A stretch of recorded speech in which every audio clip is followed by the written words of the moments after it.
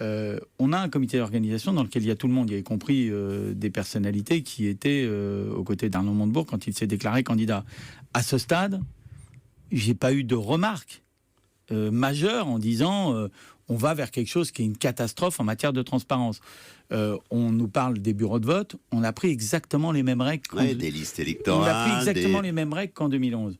Un bureau de vote par canton, plus de bureaux de vote dans les grands centres urbains, un maillage pour permettre qu'on ait des bureaux de vote dans une proximité relative dans les territoires ruraux.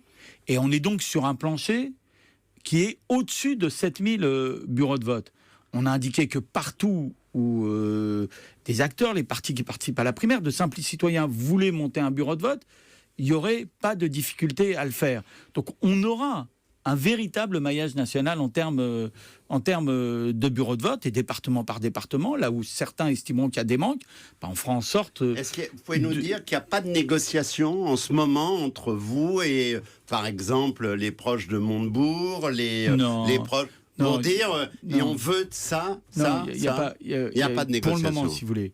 La première urgence, et on en était tous d'accord, ils sont dans le comité national, on a déjà fait 3 réunions de ce comité au mois de juillet.